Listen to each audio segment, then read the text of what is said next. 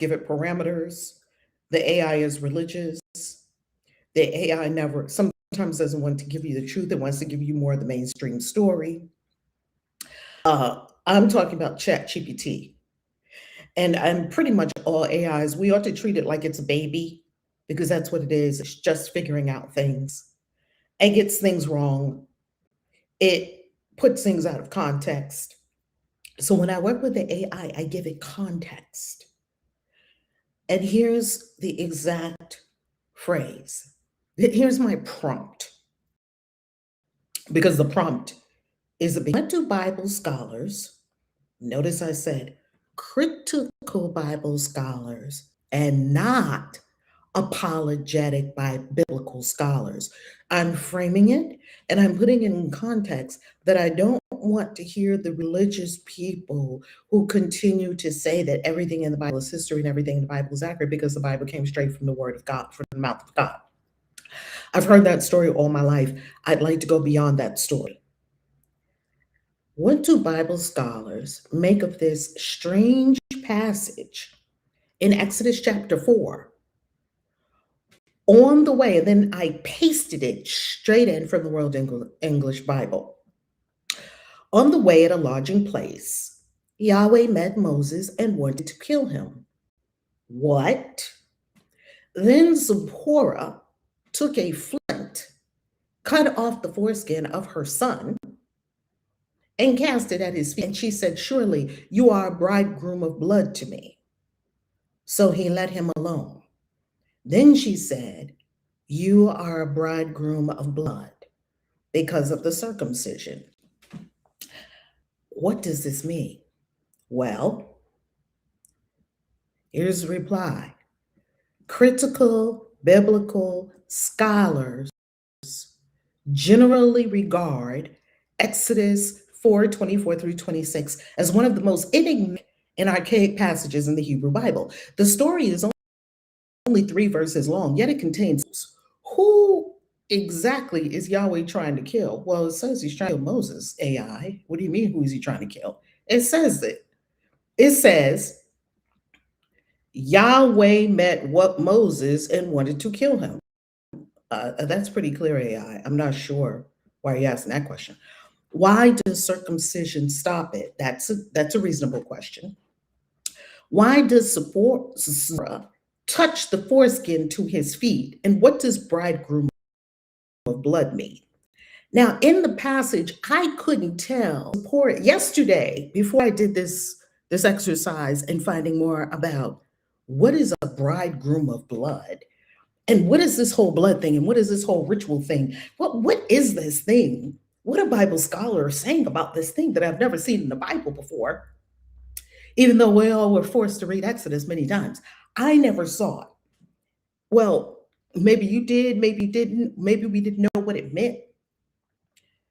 I couldn't tell from the story and the way the story is worded if Zipporah cast the foreskin at the feet of Yahweh or if she cast it at the feet of Moses.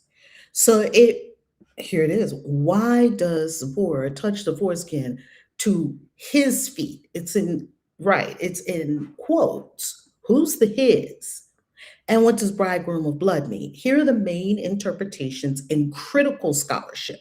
I want critical scholarship, not apologetic scholars. Apologetic scholars are the ones who will try to prove the Bible is true no matter what. Like they're holy rollers. They have an agenda, pardon me, and the agenda is to prove Christianity. That's their agenda. And sometimes they have wonderful things to say. And sometimes I'd like to hear other perspectives. So I don't rule them out completely. I don't rely on them solely. So I don't exclude them, and I don't hold them in a special category as those are the only ones I'm supposed to listen to. And I do know that there are a lot of Christians who only listen to certain apologetic pastors and scholars that go to divinity schools that continue to teach the whole message of Christ and the Bible is straight from God and all of that. That's religion. I'm not a religious person. I'm a spiritual person. So that's my take on it. And what your take on it is completely up to you. Of course, everyone here is God. And I remember that as best I can, that everyone here is a godling spirit, as I heard from someone say the other day when I was on a speaking engagement, spirit with skin on, right? Spirit with skin. That's everyone here, fully capable of coming to conclusions that are perfect for you and your soul walk and your spiritual unfoldment. Number one, so what is this? Number one, a very ancient ritual fragment. Many scholars believe this passage is a surviving fragment of a much older ritual that was inserted into the Moses narrative. Remember, the Bible is drawing from many different sources in Near Eastern culture, history, geography, legendary figures. It's drawing from many places because it's right in the middle of all these places. And because the people who wrote the Bible have been subjected to many different nations anyway. So they got to learn those nations intimately, like Egypt. Then later on, it came the Assyrians, then the Medes and Persians. No, actually, it was Assyrians and then Babylonians and then Medes and Persians, right? So they and Babylonians, when they were under Babylonian, oh no, maybe the Persians were before Babylonians. I'll get that order for you. They were in the midst of many, many, many, many different cultures, and they were actually in the Babylonian captivity. When the Babylonians took over, the Babylonians bought the scribes, the elite, the priest, all of those of Israel. They brought them to Babylon and trained them in their sacred arts, rituals, history. And Babylon, it was all about Marduk. All about Marduk or Marduk, however you desire to pronounce it. Marduk was the royal, the supreme god of Babylon. And they even had a festival every year where, and these are the scribes. The scribes are soaking in this for hundreds of years. This is where the Bible was written. Parts of the Bible was written, or after the captivity, they came back and they began to rebuild their culture because the first temple was gone. So that's one example of the Bible writers being soaked in neighboring cultures or conquerors. Just like Black Americans are soaked in American culture more than we're soaked in the culture of Nigeria. Some of us don't even know the culture of Nigeria. We had to learn it. Nigeria, Mali, Togo, Benin, all of the places where they picked up the human beings who were subjected to heinous crimes against humanity, of which we are the resilient children. If you are here and you came and your ancestors came through that, you are probably some of the strongest people on this planet. You are the most resilient people on this planet. So, because humans we can be extremely cruel and extremely oppressive and extremely hateful. And we can also be extremely loving, kind, and compassionate. We have the full range of potentialities within us. And we just choose which ones we want to activate. Well, because humans are like that, at times you have heinous crimes committed against groups of people. African people, Jewish people escaping Germany, escaping Poland, people in Russia escaping. People all over the world have had these, where there's no civilization that is untouched by the potential that came into full expression of the evil and the hatred that is inside of humans that can be expressed, very sadly, on this planet. We've had it over and over and over and over, and we have it again right now. So it is for us to raise our consciousness above this. So I say all these things to say that we will not understand many of the things in the Bible if we don't understand history, if we do not understand the wars that occurred in that region, if we do not understand what were the Bible scribes soaking in, the biblical scribes, the people who wrote this, what were they soaking in? So now let's come back to what the scholars say about a bridegroom of blood, this ancient blood ritual that saves Moses' life. Scholars such as William H.C. Propp and Brevet Childs note that the Hebrew language here is extremely archaic and abrupt, suggesting the text preserves a pre-Israelite or early Israelite ritual tradition explaining circumcision. That's one way of looking at it. I don't think it's that, but that's one way of looking at it. The theory is that story once functioned as an ideological myth. This is a story that explains why we do a certain thing, right? In other words, someone was threatened by a divine being, circumcision was performed, the blood averted the danger. That was not convincing to me. Let's look at what else it could be. Number two, Yahweh was trying to kill Moses. Most scholarly view, as you can see here, this is not what most scholars would put forth, and it doesn't sound convincing to me.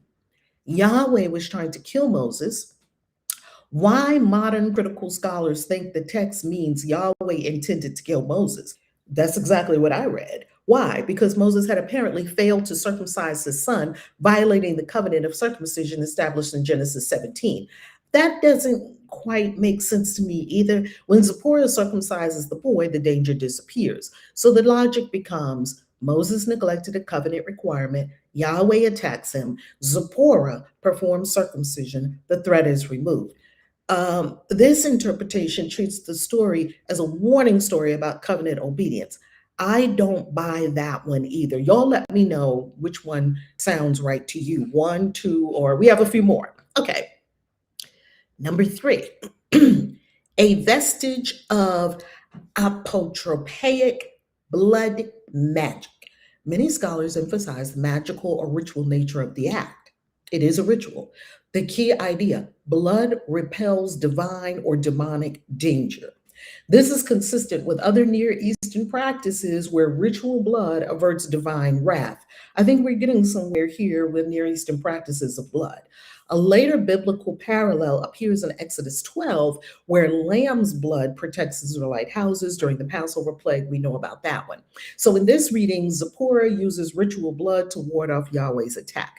I don't think this is wholly true. I do see, hey, maybe there's a thread of something here that we could pull on to get to the truth. Number four, the feet may be a euphemism. Do you understand that Bible scholars are just as perplexed about this little three or four lines that are dropped in that are just explosive? Wait, what?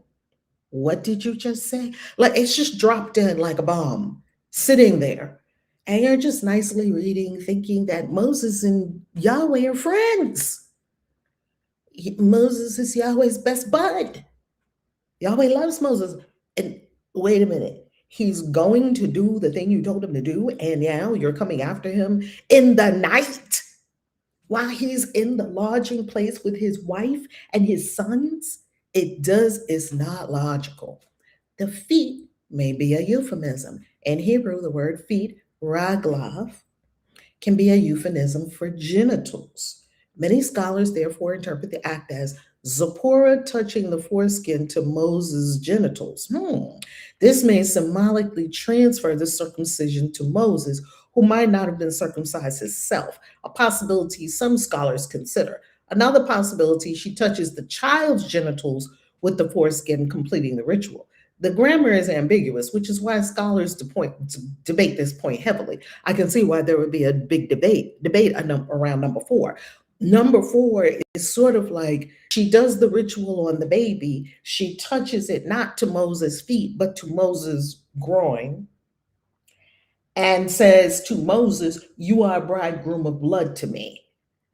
So it's a symbolic circumcision of Noah, of Noah. What am I talking about? Noah. Noah's back in Genesis. Noah's over, Val. Of Moses. Get your Bible characters right. Okay, let's go to number five. This sounds fascinating to me.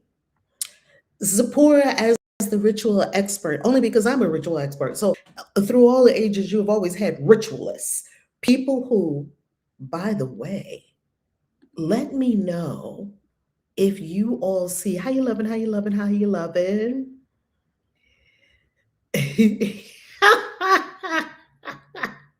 Isn't that the truth? He loves Moses, he loves Moses not. Isn't that the truth? Because guess what?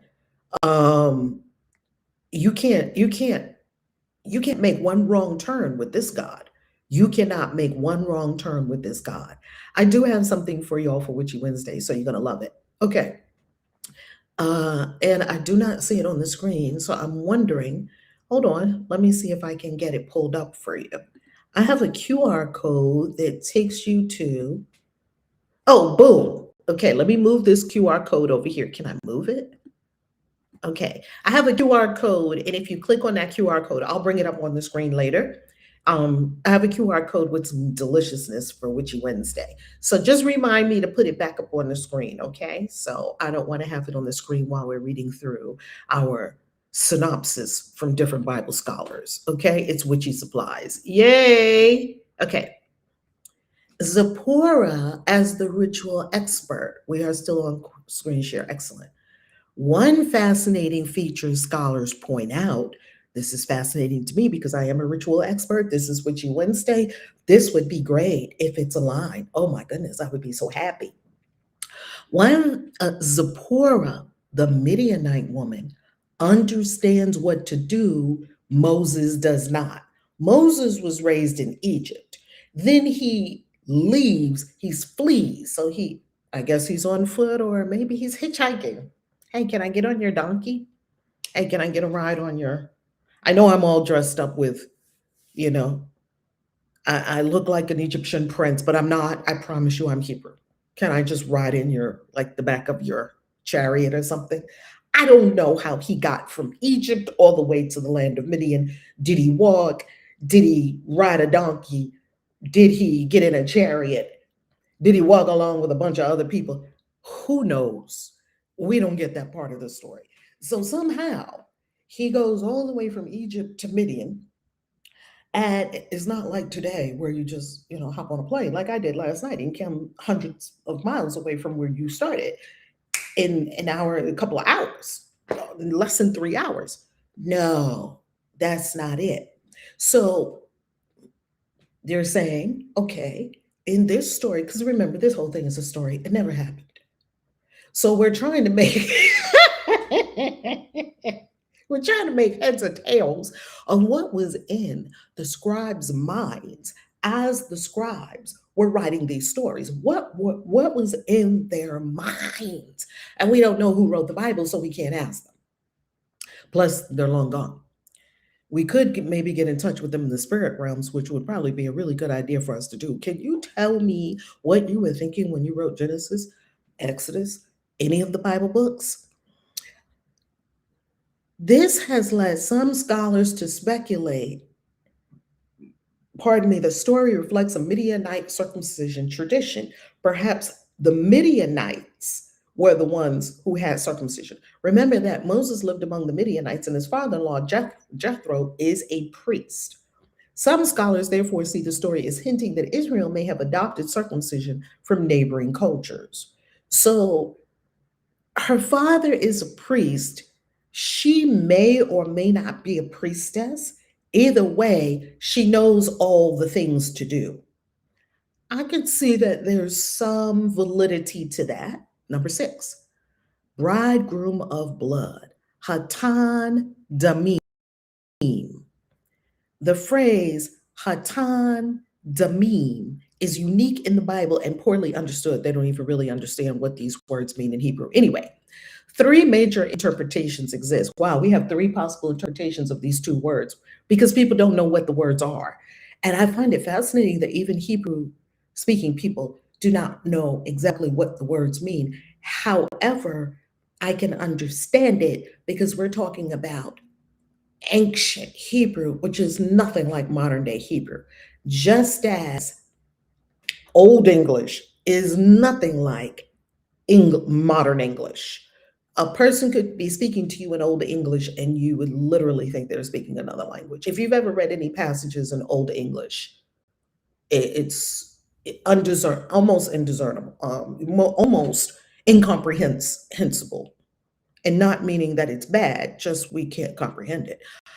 Some scholars think the phrase reflects a circumcision marriage ritual. That's A.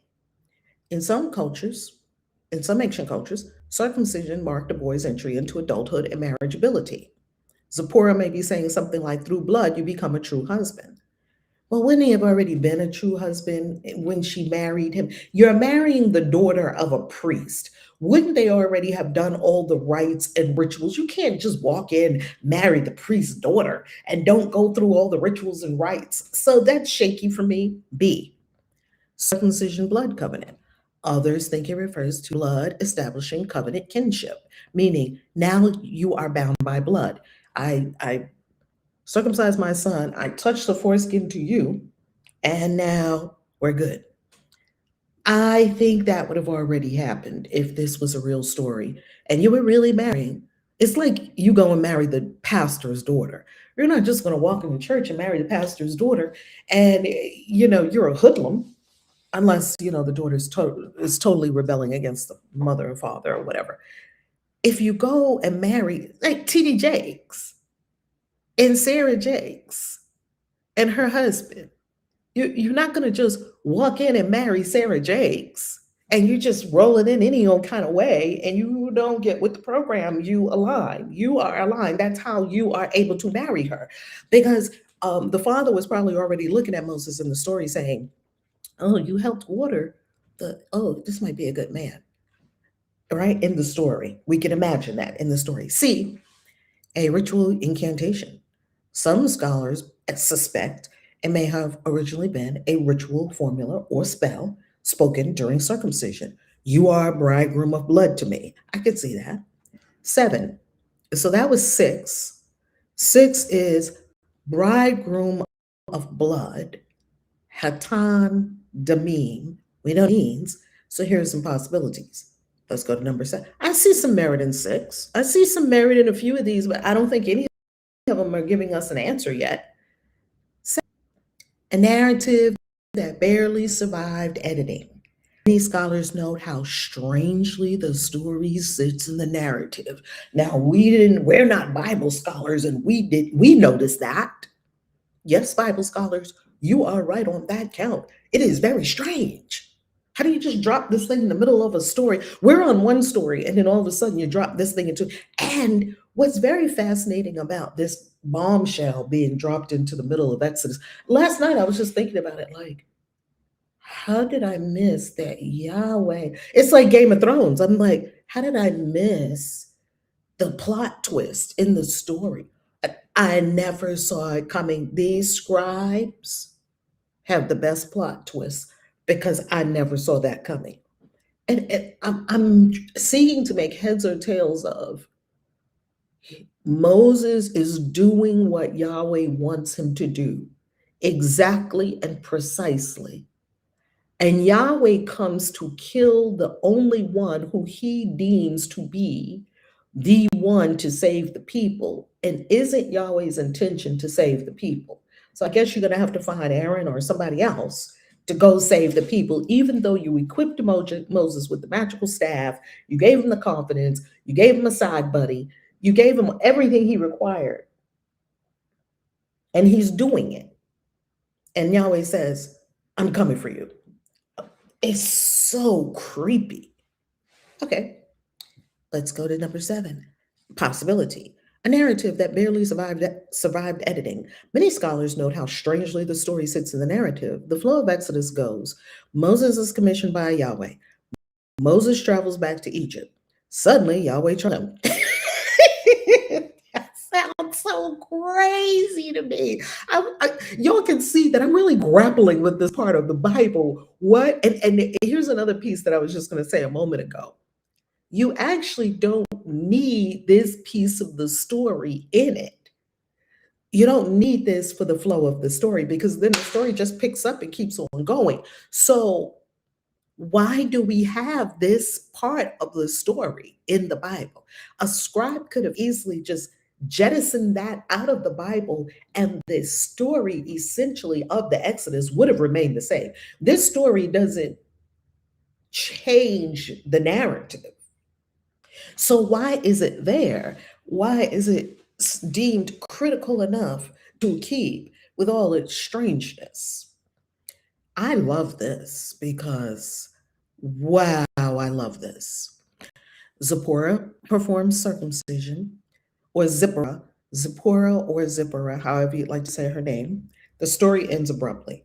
Nothing like this happens elsewhere in the Moses story. Because of this, scholars often conclude the episode is an ancient tradition that editors preserved, even though its meaning had become obscure. I get that. I get that. That the scribes wrote it, said, we don't really know what this means, yet it must be important because it's in here. So we're just going to pass it along. I'm just doing my job here. What most critical scholars agree on. Across interpretations, there is broad agreement that the story is very ancient. So this part of the story was obviously pulled from perhaps Midianite culture, which they would have been very familiar with. Perhaps this part of the story was pulled from someone else's culture and dropped into this story. It likely reflects early ritual beliefs about circumcision and protective blood. It may preserve pre Israelite or non Israelite traditions. Its original meaning was already unclear to later biblical editors. So maybe the biblical editors, the redactors who redacted the Bible and got rid of things and changed things and all that, in the third to fourth, fifth, sixth centuries BCE, when they were redacting the Bible, they kept it in. A striking theological detail. One reason the story fascinates scholars. It portrays Yahweh as attacking his own chosen prophet. Boom.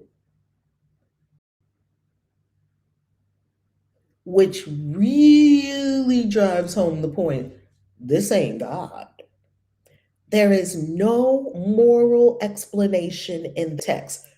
We don't know why Yahweh came for his neck. This reflects an early biblical worldview where the deity is unpredictable and appeased through ritual acts, which would be that fits the Anunnaki perfectly. Can be very dangerous. Humans cannot quite predict what they're going to do, and they are appeased through acts of ritual obedience and sacrifices of various kinds. If you like, I can show you something fascinating. Many scholars think this story preserves a memory of an even older figure. Now we're getting somewhere, Chat GPT. I went through, I can see that part, I can see that part, not that part. I like that part. That part resonates. This part, there's a lot of parts to the puzzle. So you have to determine which parts of the puzzle are you looking at to say that. Let me know in the comments. Let us all know what parts seem plausible to you, because putting together what happened in history, ancient history, is not an exercise in what happened. It tells you definitively this is what happened in history. They're lying, because historians tell you all the time that we are not approaching, we can't approach certainty with something that happened 3,000 years ago. We are what's most likely to have happened. What has the highest probability? What is plausible considering the circumstances, the evidence, even numismatic evidence, the coins that people were using, what was on the money? Those on the money, those are huge clues, because of course people back in those days, they didn't use paper bills like we do today, fake money. They used actual real coins like gold, silver, copper, things like that. We get that evidence. What did the people cook with? And we look at their pottery and see that there are blessings inscribed on the pottery. So when you're cooking your food, the blessing is into, these are ritual people. We see shrines and homes, we see goddess figurines everywhere. Goddess figurines everywhere. Many scholars think this story preserves a memory of an even older figure, a desert demon or night attacking deity that later became identified. This gets me to thinking in the realm of Lilith. Like that fits Lilith. She's a dark goddess. She's an entity. Some would call her a demon. Some would call her an evil spirit. Jewish people are very concerned with Lilith because their worldview about Lilith is that she comes and takes children and she wants your baby. And so they guard against that. That's crib death. Lilith took them. So that later became identified with Yahweh. So what I said, oh, that theory gets very interesting and connects to other strange passages in the Hebrew Bible. You know me, I can't resist that. Yes, what is that theory? Do tell about this desert demon that comes. Some critical scholars propose that Exodus 4:24 may preserve a memory of an older chief in a dangerous night-attacking divine or demonic figure, one that later editors simply identified with Yahweh. So there was some kind of predator, and later it syncretized with Yahweh. This idea emerges from comparative studies of ancient Near Eastern religion and from noticing similar patterns elsewhere in the Hebrew Bible. Let's unpack the theory. The night attack motif in ancient religion. In the ancient Near East, people widely believe, when I got to this part of it, I said, oh, now we're getting somewhere. Now we're getting somewhere. People widely believed in night demons or divine attackers who could ambush travelers while they slept. Whoa, okay. Tell me more. By now, my ears are all perked up, TBT. You had me at hello. Typical features of these traditions include a sudden attack during travel or at a lodging place. Well, that fits the motif. A threat to life or fertility. That fits the motif. A ritual action involving blood that averts the danger. That fits the motif. A spoken formula or incantation. She's had to say the words, the spell, you are a bridegroom of blood to me. And she said it again, you are a bridegroom of blood. She said it twice. Scholars such as William H.C. Prop and Tikva Freimer Kinsky note that the Moses story fits this pattern remarkably well. Moses is traveling. The attack occurs at a lodging place. A ritual involving blood stops the attack. A formulaic phrase is blood. This looks less like a theological narrative and more like a ritual folk tale explaining how to ward off a dangerous supernatural being. Now that sounds on the money to me. But I'm a magical person. I'm a ritualist. So that would make sense to me that there's some ritual history. I don't want to say lineage. There's some ritual history to this act. This whole scene is very old and it's based on something. Yahweh in early Israel could be dangerous. No kidding. In very early biblical traditions, Yahweh sometimes behaves less like a consistently benevolent God and more like a volatile desert deity whose presence can kill. Amen. Examples scholars often point to include Exodus 19, people who touch Mount Sinai die. 2 Samuel 6:6-7, Uzzah dies instantly for touching the ark. Oh, wait till we get into the Ark of the Covenant stuff. Numbers 16, Yahweh destroys rebels with sudden violence. Genesis 32, Jacob wrestles a mysterious divine being. And we found out about that. The divine being touches his hip, and then, for the rest of his life, he's walking with a limp but he got a new name, Israel, he who wrestles with God. These episodes reflect an ancient religious worldview where contact with divine power is inherently dangerous. Could we say it's not that contact? Do you see how the AI is whitewashing this? Do you see the whitewash? These episodes reflect an ancient religious worldview where contact with divine power is inherently dangerous. Contact with divine power is not inherently dangerous. That's not what I get from these.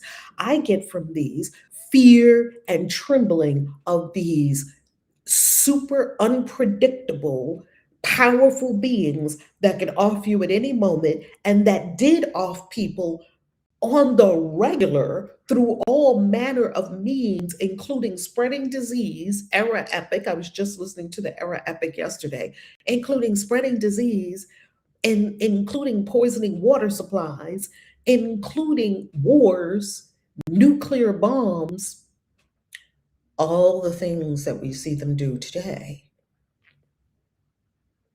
No, contact with divine power is not inherently dangerous. These beings could be very dangerous. Not all of them.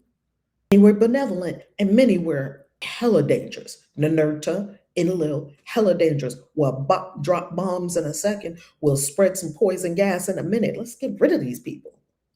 Humans. They were like, we bioengineered them. We can get rid of them. Genocide, mass killings to them were nothing. Do you understand the consciousness of some of these Anunnaki people? This is not divine power. These are dangerous Anunnaki. Possible memory of a protective blood right. Some scholars believe the story originally explained a protective circumcision ritual performed for male travelers or children. The logic may have been something like, they're making this up now. Now, they're making it up. The logic may have been something like a supernatural being threatens male life or fertility. I don't get that Yahweh is a supernatural being. He was following him on the road and he came in to try to kill him. If you are a God, as I read in the comments, you don't need to follow someone and try to kill them. You attempted, but you didn't succeed. You're not God. And this is the same God that brought everything into existence with a word. No, no, no. Circumcision blood protects against the danger. The ritual phrase invokes protection. They made that up just from looking at the passage. And I like that. They just took what was in the passage and made up a protective blood right. I'm okay with that, except that's not what I get from it. Blood marks protection from divine destruction, except Yahweh's not divine. A similar figure, the destroyer in Passover. This is interesting. In the Passover story, the killing force is sometimes called the destroyer. Pardon me. This is intriguing because the text suggests Yahweh sends the plague, but a separate destructive being carries it out. That reflects an older idea where divine destruction might be carried out by an aged or demon-like force. It wasn't divine destruction. The divine doesn't destroy any of its children. We do that well enough on our own. We destroy each other well enough on our own. The divine doesn't have to bring the apocalypse because we are the apocalypse. We have unalived, religion has unalived more people on this planet than any other force. We're doing a great job. We've had the apocalypse many times. So, well, Revelation is not a prophecy, but we are not at Revelation yet. We're still in Exodus. Number 5, the story may have been edited. Critical scholars who study the documentary hypothesis often note that the Exodus contains layers from different traditions. It is existed about a night demon attacking a traveler. Our ritual involving circumcision saved him. Later editors incorporated the story into the Moses narrative. The attacker was identified simply as Yahweh. Because the editors preserved the story but did not fully rewrite it, the result is the strange and abrupt passage we have today. Zipporah is the one who knows the ritual. Another detail that fascinates scholars, Zipporah, a Midianite woman, understands exactly what to do. Moses does not. This may hint that the ritual tradition came from Midianite or desert religious practices, which Moses encountered while living among them. Some scholars even propose that Yahweh worship itself may have had early connections to Midian or Edom, a theory explored by historians of ancient Israelite religion. Why the passage was preserved. Even if later editors did not fully understand the story, they likely preserved it because it explained the importance of circumcision. It was connected to Moses' life story. It was already part of ancient oral tradition. So rather than remove it, they simply left the mysterious fragment intact. I could see that happening, that they leave it intact to show you better get circumcised. You better become the bridegroom of blood. You better undergo this ancient blood ritual. Okay. And we have to do it on the seventh day after you're born. Okay. Like I did it with my son. My son is about to be 40 years old next year. And I did it with my son. I thought that was the thing you do on the third day, circumcise a child. That was religious. I didn't think better. Why scholars love this passage. Exodus 4:24 through 26 is often cited in ancient academic biblical studies because it reveals layers of ancient religion preserved in the text. This is one of the reasons why I love the Bible, love the Bible. Wait a minute, I have to come off screen share for this because this is one of the biggest reasons I love the Bible. Hold on. If you haven't smashed up the likes, if you haven't smashed the shares, if you haven't commented, get in here, get in here, get in here. Okay, smash up the likes, smash up the shares, and make sure to subscribe. Here is one of the reasons I love the Bible because it preserves for us Egyptian lore, Midianite lore, and rituals, Assyrians, Babylonians, Sumerian, Anunnaki, all of that is preserved in the Bible for us. And this is why I call the Bible humanity's library. This is our library, not a holy book, a book that contains so many cultures and events that affect our world view today that it warrants, even an atheist can study this. And I think there are many people that turned into atheists once they got into biblical scholarship. I hear a lot of Bible scholars say that, yeah, I deconstructed after I learned the truth about the Bible. I was in church and then I went to school. And church might say, see, school, reprogrammed you and got you away from Jesus. No, when the veil is lifted and you go deeper and deeper and deeper into understanding of these scriptures, you start to say, oh, wow, these are not Bible. These are not God stories. These are not God stories. Wow. Okay. I was told these are God stories, and they're clearly not God stories. Dia. It seems to me like the writers keep using the word Yahweh to refer to any being under status. In the same way, the word Lord was used to refer to the masters as well as the gods. Interesting. And there is a video on my TikTok where I break this down. So go to the Christian Witches TikTok. I will put a link to it here. There's a video on the Christian Witches TikTok. I'm going to drop the link to it right here in the chat. TikTok, Christian Witches. Let's go to the Christian Witches TikTok. Be sure you are following and connected with the right Christian Witches on TikTok because there's fake accounts. And here is the correct one. Here are fakes. This one is a fake. This is a fake. Could be some fakes. Then there are actual legitimate Christian witchcraft. This Christian Witch in the Craft, this is a legitimate Christian Witches TikTok. This one is not. This one's not. They're probably DMing people right now talking about, I'll do a reading for you. This is the official Christian Witches TikTok. And I will give you here, you will see I have playlists for you. XJW play, Christian Witches events. God's not in the Bible. Real God's not in the Bible. Hell, I have one on hell. Constructing religion. And a lie. There's no such thing as hell. They made it up. 7 words from the ancient Hebrew. Just let me give you the It's not in the Bible. It's just simply is not. And people were flabbergasted. Want the link? Copy link. And I'm going to put it here for you on YouTube if you would like to go to the Christian Witches TikTok and follow the Christian Witches TikTok. Connect, comment. Oh, the comments over there on TikTok are just amazing. This one's got over 1,000 comments. It's shocking. These comments, they're just amazing. And these 7 words that I show you Elohim, I show you Yahweh, I show you Adonai, pardon me, El Shaddai. I show you 7 that are all translated God, and none of them are God.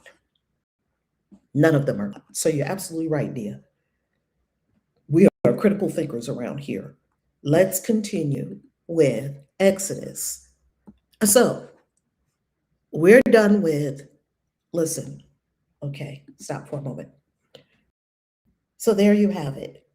We don't still have a conclusive answer. Why it's extremely old, extremely enigmatic, extremely disturbing passage placed right here in Exodus. It's very disturbing. I'll leave that to you. So we have some ideas from scholars. I think the bottom line is we don't know. No one knows. We're seeking to put together, and I love scholars who come up with different ideas because they have context. They understand, they studied the Midianites, or they've studied ancient rituals, or they know about Near Eastern literature. So I like that. It gives us a broader perspective to draw from so that we can come to conclusion. I haven't come to any conclusion about this. I'm just as perplexed as I was when I started. So I cannot tell you the answer because I don't know the answer. All right, let's continue.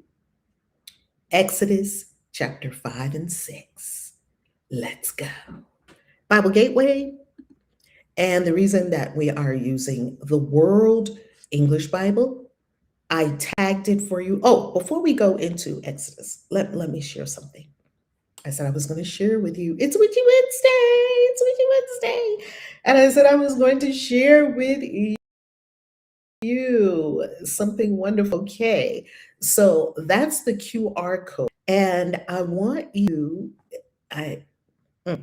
move right. Oh, great. I can move it to the right. Okay. If you're watching on TV, because YouTube is all over TV now, all over TV. So if you're watching on TV, or even if you're watching on anything other than your device, you might be watching on a computer, you might be watching on a tablet, just take your phone and point it at that QR code. And the QR code is going to take you to my Witchy Wednesday. Oh my goodness, I just love this. Hold on, I'm going to show it to you. I'm going to show you where it will take you. It will take you to my Witchy Supplies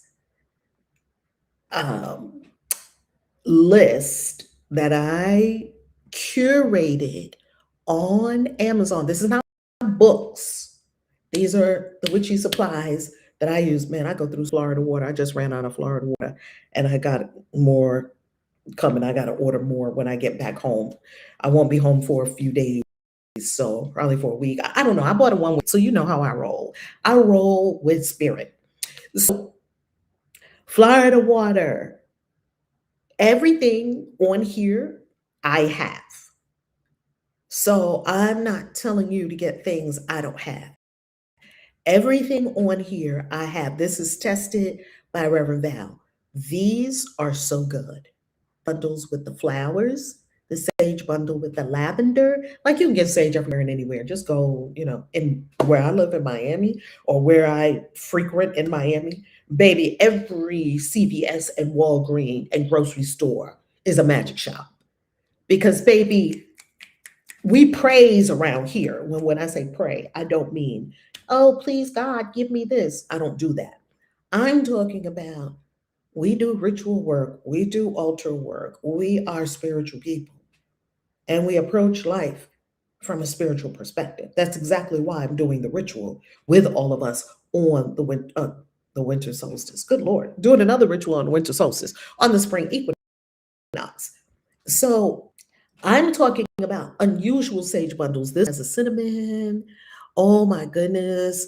These lavender. I got these sage bundles and I was in love. I used some of these sage bundles in Christian spell kits. As far as I know, I'm the only one on the planet that makes Christian witchcraft spell kits that are at the Christian Witches Convention. Currently, they're not available online. They're only available for purchase at the Christian Witches Convention. And baby, every time we have everything, it's gone. It's gone. Everybody buys everything. Well, I have this singing bowl. I have this witchcraft kit. I have this. I have this on my altar. You probably have seen it. Pardon me. So get your witchy on. Pardon me. This particular Palo Santo, wild harvested in Peru. I love that Palo Santo. I have these crystals. I have this book. Pardon me. I have this cauldron. Baby, I got all this. So I don't tell people to buy things that I don't use myself. Pardon me. So if you want to know where the QR code takes you, that's where it takes you. Let us now go on screen share for Exodus chapters 5 and 6. Dun, dun, dun, dun. At least we do know the end of the story, that Moses didn't get unalived by Yahweh, at least not then. Sheesh, Moses. You really had to go through it, Moses. I didn't know that your own God was trying to kill you. Good gravy. Screen share. Oh no, that's not the screen share I want to go to. I want to go to the Exodus screen share. Y'all tell me what your... Oh, Reverend Evelyn. You learned about Florida water and envisions. I got to tell y'all something about our Intervisions experience. A lot happens at Intervisions that I will not talk about, and it's not for public consumption. You have to go and have your own experience.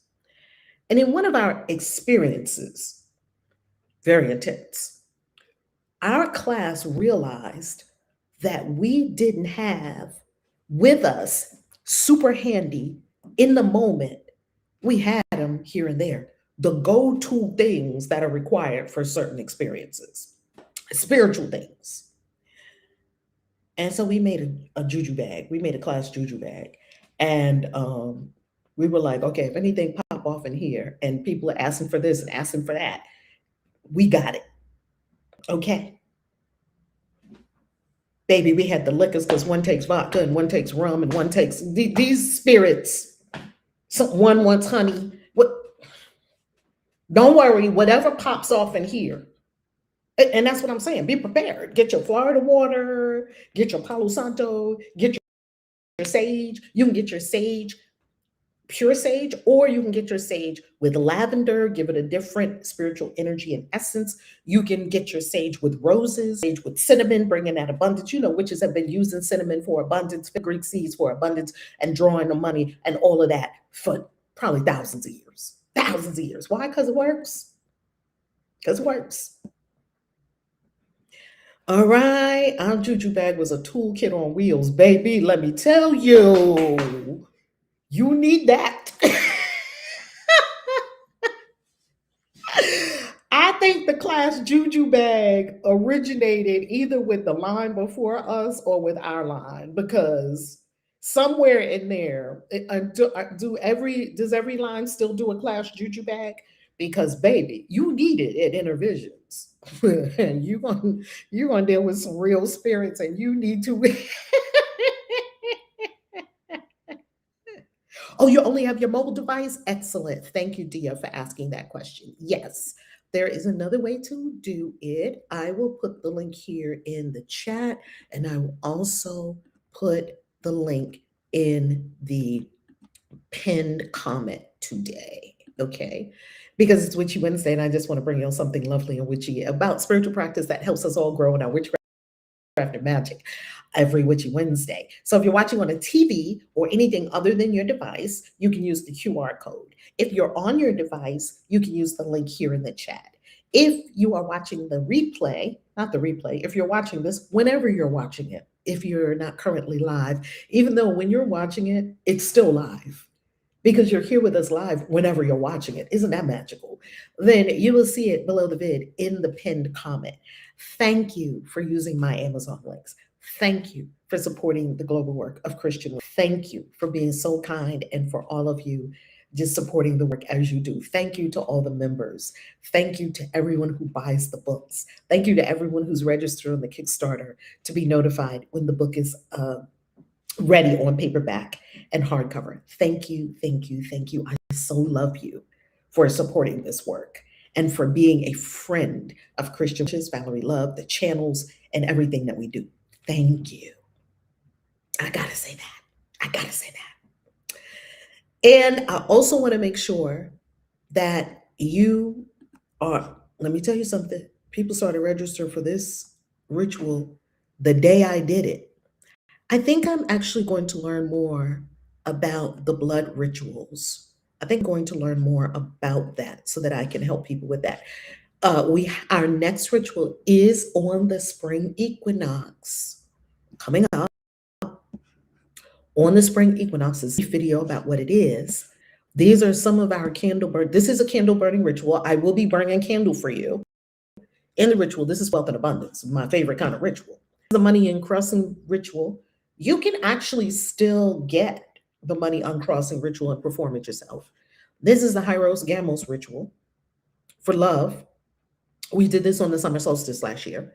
This is just a snippet from the Zoom with us in our rituals. As you can see, packed. They're always packed. Our rituals are always packed, and I love that about our global community. So if you are not yet in this ritual, let me drop the link. It's next week. Get in there, get your spot before we have everything go up, because we can only fit a certain amount of people in Zoom. You can I haven't sent out the notifications yet of the people who won the tarot reading. So just register, and when you'll know if you got the tarot reading when you register. Yet register. That's the most important thing. Okay? Not the emails yet to all the people who registered and got the tarot reading. Yay! They're going to receive them a couple of days before ritual. Yay! Let's go to Exodus chapter 5. Exodus chapter 5. Screen share. I must say, this new way that I'm working with the screen share works better than the other way of the screen share. Oh, there's one more thing I want to say before we read Exodus 5 and 6. And because we gave commentary at the beginning, we don't need commentary again at the end. So we'll keep the commentary brief because we're already at an hour. Okay. There's just so much to say about this. It's just so much. I feel like we could do one chapter of the Bible a day and talk about it ad nauseum for 2 to 3 hours. Yeah, it would take us 5 years just to get through the Bible, right? We got to somehow move along, and we still also have got to have the commentary. We're balancing that. We're balancing examination and moving through. It cannot take us 10 years, family, to read the Bible. If we take it one half a chapter a day, because you really could, and in that half a chapter, you could see like 5 or 6 things to talk about, right? Oh my goodness. Yes, thank you, screen share. We put the blessings we got screen share right, because it was going a little wonky there. We had to get screen share all the way together on side. So I am balancing momentum and examination, because you certainly can't examine these texts by reading like 5 chapters at once. And we can't spend 2 days on one chapter. So we've got to balance, we've got to walk that path of navigating both a pretty thorough examination and still moving through the text. Let's go, because we got a lot of ground to cover. We have a lot of ground to cover. Here we are, Exodus. We are in the World English Bible. We're in the World English Bible. World English Bible. Chapter 5, the World English Bible is a public domain Bible, not in copyright. Afterward, Moses and Aaron came and said to Pharaoh, "This is what Yahweh, the God of Israel, says. Let my people go, that they may hold a feast to me in the wilderness." Hold on, let me make sure that we're on the right. Yes. Pharaoh said, "Who is Yahweh? I should listen to his voice to let Israel go. I don't know Yahweh, and moreover, I will not let Israel go." They said, "The God of the Hebrews has met with us. Please go 3 days' journey into the wilderness and sacrifice to Yahweh our God, lest he fall on us with pestilence or with the sword." The king of Egypt said to them, "Why do you, Moses and Aaron, take the people from their work? Get back to your burdens." Pharaoh said, "Behold, the people of the land are now many, and you make them rest from their burdens." The same day Pharaoh commanded the taskmasters of the people and their offers, "You shall no longer give the people straw to make brick as before. Let them go and gather straw for themselves. You shall require from them the number of the bricks which they made before. You shall not diminish anything of it, for they are idle. Therefore they cry, saying, 'Let's go and sacrifice to our God.' Let heavier work be laid on the men, that they may labor in it. Don't let them pay any attention to lying words." The taskmasters of the people went out with their officers, and they spoke, saying, "This is what Pharaoh says. I will not give you straw. Go yourselves, get straw where you can find it, for nothing of your work shall be diminished." So the people were scattered abroad throughout all the land of Egypt to gather stubble for straw. The taskmasters were urgent, saying, "Fulfill your work quota daily, as when there was straw." The officers of the children of Israel, whom Pharaoh's taskmasters had set over them, were beaten and were asked, "Why haven't you fulfilled your quota both yesterday and today in making brick as before?"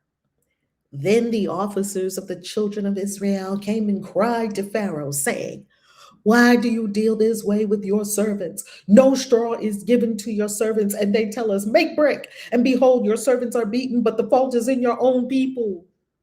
But Pharaoh said, "You are idle. You are idle. Therefore you say, 'Let's go and sacrifice to Yahweh.' Go therefore now and work, for no straw shall be given to you, yet you shall deliver the same number of bricks." The officers of the children of Israel saw that they were in trouble when it was said, "You shall not diminish anything from your daily quota of bricks."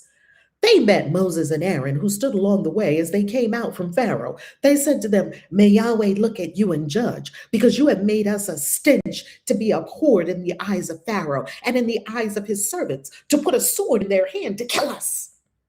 Moses returned to Yahweh and said, "Lord, why have you brought trouble on this people? Why is it that you have sent me? For since I came to Pharaoh to speak in your name, he has brought trouble. You have not rescued your people at all." Chapter 6. Yahweh said to Moses, "You shall see what I will do to Pharaoh. For by a strong hand he shall let them go, and by a strong hand he shall drive them out of his land." God spoke to Moses and said to him, "I am Yahweh." I thought you said, "I am that I am."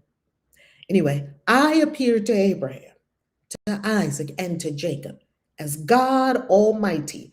Translation of that is El Shaddai. El Shaddai does not mean God Almighty. El Shaddai means the Lord, or the El, or the judge, or the magistrate, the El of the step, or the El of the plain, or the El of the mountain. That's what El Shaddai means. And it is translated in our Bibles as God Almighty. It does not mean God Almighty. But by my name, Yahweh, I was not known to them. How is it that they didn't know your name? Anyway, I have also established my covenant with them to give them the land of Canaan, the land of their travels in which they lived as aliens. This, what you're reading right now, is fueling the war that we are seeing. Genesis and Exodus are fueling the war that you are seeing because people take this and go to war. I have also established my covenant. Okay, I read that already. Moreover, I have heard the groaning of the children of Israel, whom the Egyptians keep in bondage, and I've remembered my covenant. Therefore, tell the children of Israel, I am Yahweh, and I will bring you out from under the burdens of the Egyptians, and I will rid you out of their bondage, and I will redeem you with an outstretched arm and with great judgments. I will take you to myself for a people. I will be your God, and you shall know that I am Yahweh your God, who brings you out from under the burdens of the Egyptians. I will bring you into the land which I swore to give to Abraham, to Isaac, and to Jacob, and I will give it to you for a heritage. I am Yahweh. Moses spoke so to the children of Israel, but they didn't listen to Moses for anguish of spirit and for cruel bondage. Yahweh spoke to Moses, saying, Go in, speak to Pharaoh, king of Egypt, that he let the children of Israel go out of his land. Moses spoke before Yahweh, saying, Behold, the children of Israel haven't listened to me. How then shall Pharaoh listen to me when I have uncircumcised lips? Yahweh spoke to Moses and to Aaron and gave them a command to the children of Israel and to Pharaoh, king of Egypt, to bring the children of Israel out of the land of Egypt. These are the heads of their fathers' houses. The sons, now we go into genealogy. The sons of Reuben, the firstborn of Israel, Hanak, Palu, Hezron, and Carmi. These are the families of Reuben. The sons of Simeon, Jemuel, and Jamin, and Ohad, and Jachin, and Zohar, and Shaul, the son of a Canaanite woman. These are the families of Simeon. These are the names of the sons of Levi according to their generations: Gershon, and Kohath, and Merari, and the years of the life of Levi were 137 years. The sons of Gershon, Libni, and Shimei, according to their families. The sons of Kohath, Amram, and Izhar, and Hebron, and Uziel, pardon me, and the years of life of Kohath were 133 years. The sons of Merari, Mali, and Mushi. These are the families of the Levites according to their generations. Amram took Jochebed, his father's sister, to him as a wife, his aunt, and she bore him Aaron and Moses. Why did I not know that Aaron and Moses came from incest? Is this Game of Thrones? Are we talking about Targaryens here? Okay, please forgive me because just in the moment, I'm having experiences. I'm just having experiences, just reading the text with you all. Something about this reading. Why did I not see all these things before? Okay, anyway, we've read this 50 million times. Didn't we read Exodus 50 million times when we were in Christianity? I thought we did. Apparently, we did not. So, please be patient with me because I'm just having experiences. Like the energy of these words is just okay. Let's continue. Amram. Let me make sure I read that. Wait. Let me fix my eyes. Hold on. Amram took Jochebed, his father's sister, to himself as wife. and she bore him Aaron and Moses. The years of the life of Amram, 137 years. The sons of Izhar, Korah, and Nepheg, and Zikri. The sons of Uziel, Mishael, Elzaphan, and Sithri. Aaron took Elisheba, the daughter of Aminadab, the son of Nahshon, as his wife, and she bore him Nadab and Abihu, Eleazar, and Ithamar. Oh, we know them. That's going to be some trouble coming up. The sons of Korah. Oh, we know them. Asir, Elkanah, and Abiasaph. These are the families of the Korahites. Eleazar, Aaron's son, took one of the daughters of Putiel as his wife, and she bore him Phinehas. These are the heads of the fathers' houses of the Levites according to their families. These are that Aaron and Moses, to whom Yahweh said, bring out the children of Israel from the land of Egypt according to their armies. These are those who spoke to the king of Egypt to bring out the children of Israel from Egypt. These are that Moses and Aaron. On the day when Yahweh spoke to Moses in the land of Egypt, Yahweh said to Moses, I am Yahweh. Tell Pharaoh, king of Egypt, all that I tell you.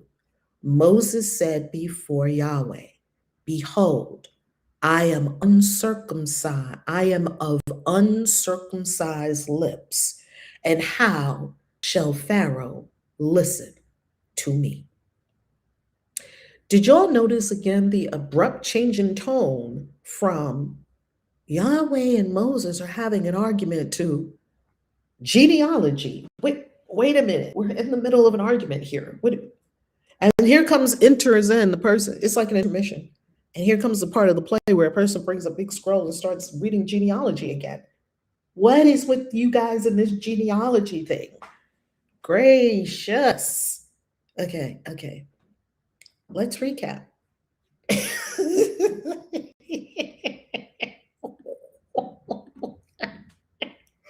Why didn't we see that before? I never saw that. Did any of y'all see that? God morning. Come on in. So happy y'all are all here. So happy y'all are all here. Oh my goodness. Oh, thank you so much, Dia. I think you're doing a great job of achieving the balance. Oh my goodness, thank you. Because sometimes I'm like, oh man, I would love to spend a lot more time on this. Yeah, we got like 65 more books to go. Plus the Apocrypha. We got probably like 80 more books to go. Why didn't we see these things before? It's mind-boggling. It's absolutely, all the gobs are smacked, all the flappers are aghasted. Just gobsmacked, flabbergasted. What is this book, this collection of books? This is it's bipolar. It's bipolar. 1 minute we got this, next minute we got this, next minute we're back to this. Okay, here's something that I want to say about the people, this story they're making up about Egypt because they made Egypt the villain. None of this happened. There was no pharaoh that ever did this. If you went to a job right now and you worked at a construction site and y'all were building a building, and all of a sudden the people that were overseeing the project told you, we're not giving y'all cement today. Go find the raw materials of cement, make your own cement, and come build our building. But give us the same amount of productivity. It just doesn't make sense. It doesn't make sense. The next thing that doesn't make sense is you cannot just go in and see the pharaoh anytime you want to. That's not how pharaohs work. You can just go in, and all of these people are all having an audience with Pharaoh at any time. That they're just, you can tell this is a made up story because they're all just entering Pharaoh's palace willy-nilly, complaining. First, Moses and Aaron just walk in. Now, these are some Midianite people, all dusty from the road. I don't know how, if they walked or if they were riding in their little donkeys and wagons or whatever. These people, dusty people. And here's my question. When Moses presents to Pharaoh, you don't hear Pharaoh saying anything about, hey, how you doing? You grew up here. You don't hear them saying anything about, hey, could you explain why you killed the guy and buried him in the sand? No. Did we forget that just happened a couple of days? Well, maybe not a couple of days ago. It happened years ago. What? Maybe Pharaoh doesn't recognize Moses because he's been gone for a few years? Like, I'm trying. I'm really trying. Okay. So then this shows us the ridiculousness of all religion. This shows us the ridiculousness of all religion. The more I read the Bible, the more I say, how does anyone think that you're supposed to live your life by this? It shows us the ridiculousness of religion. All right. We saw it through a different lens, I guess. You're absolutely right. Jehovah and his people are perfect lens. That's exactly right. And we were bamboozled in that one, weren't we? We were bamboozled on that one. Because all those names threw us off.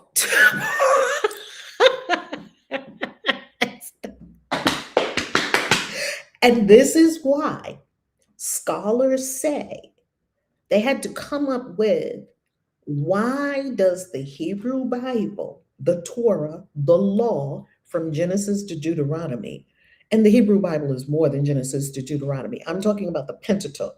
Why does it make these abrupt changes in tone, scene, and what we're talking about? We're in the middle of an argument with Pharaoh and Moses, with Yahweh and Moses about Pharaoh and the people. Hey, Yahweh, this plan is not going how you said it was going to go. What gives, Yahweh? Listen, you just go in there and do your job. Yeah, but the people hate me. And the people hate, from the time that I have come here, there has been nothing but discombobulation and confusion. So can you please tell me what's going on? He's talking to God, or he's talking to a being that sounds very much like a boss. All of these people and all of these abrupt people who are writing these stories and the abrupt changes in tone led scholars to come up with what is called the documentary hypothesis. JP, the J source, which is the Yahweh source, they call it the Yahwehs, the people that are Yahweh, Yahweh, Yahweh, Yahweh, Yahweh. E, the E source, people were Elohim, Elohim, Elohim. People who are P, the priestly source, they were the people who were just very, very, very much into the rituals and all the things you see in Leviticus. A, P, E, and D, the Deuteronomistic, the Deuteronomy type of people that were very concerned with the law. So it's all smashed together. Now, the documentary hypothesis says that there are 4 sources from which that were cobbled together, that the redactors had to cobble it all together. So they did an amazing job if they had to put together, and because they had to put together different versions of the story from different groups of people, it's not coherent and it does not flow. And scholars noticed this from day one, and they had to come up with, why is this? So the documentary hypothesis is, it's a hypothesis, it's not proven. It does give us another way of looking at the Hebrew Bible to say, oh, this group of these things, this group of people over here are writing these things. They're separated by distance. And this group of people had this tradition. Like the Elohim people were all Elohim, Elohim, Elohim. The Yahweh people were like Yahweh, Yahweh, Yahweh. The priestly people were very much into the rituals. And so they wanted to pull this all together, and they did. So that's why you see in some places they had to patch it up. Like, why is it that you were the God all this time, but no one knows your name? Well, I didn't tell them my name. They knew me as El Shaddai. Whatever. Keep going. Just do what I tell you to do. Stop asking so many questions. Because you can see the scribes having to patch up some things. They had to fill some holes.